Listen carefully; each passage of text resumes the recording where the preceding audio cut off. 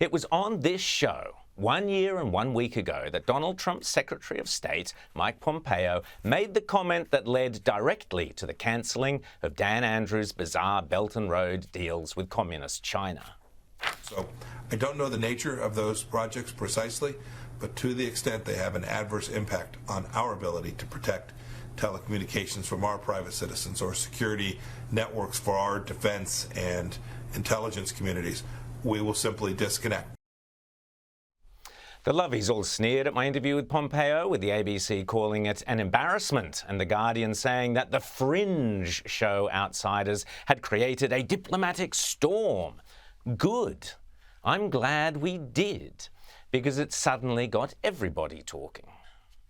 It's a clear warning from the Secretary of State to Australian states. Don't get picked off by China. And our Prime Minister's warning the states too. Foreign affairs is not a state, it's not state business. Why would Daniel Andrews have done a deal like that? Thanks to that interview, 11 months later, the Morrison government finally took action and cancelled Victoria's Belt and Road deals. Chalk that up as a victory for you, the outsiders.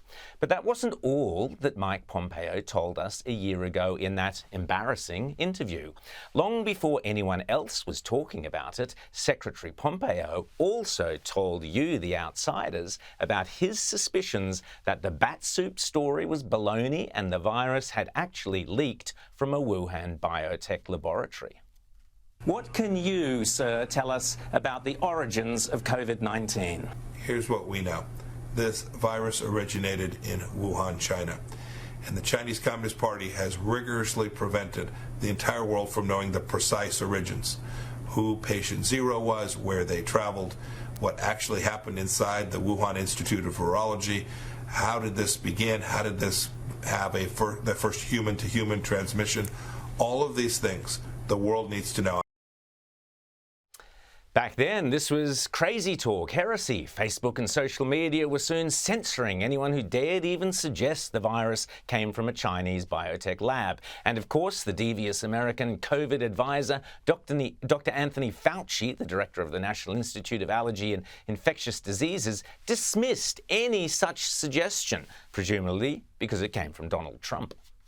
If you look at the evolution of the virus in bats and what's out there now, is very, very strongly leaning towards this could not have been artificially or deliberately manipulated.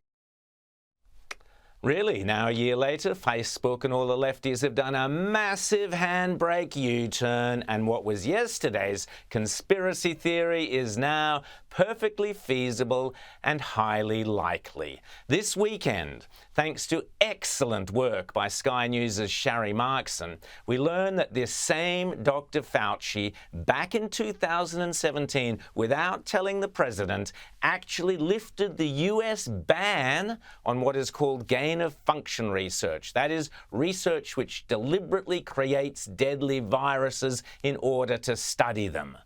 I mean, what could possibly go wrong with that? Well, we now know.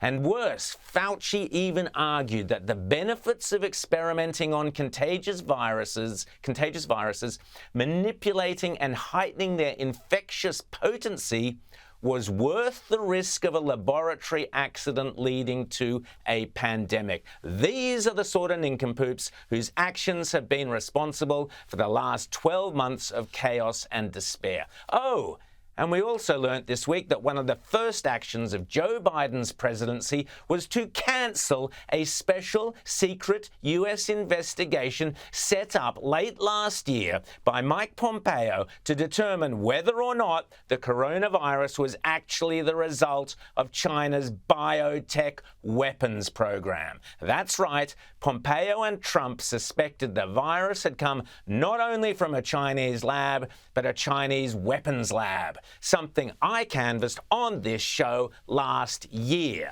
But the incoming Biden administration immediately closed down that investigation. You have to ask yourself why. What were they afraid of? What did they think it might have uncovered? Was Dr. Fauci involved in that decision?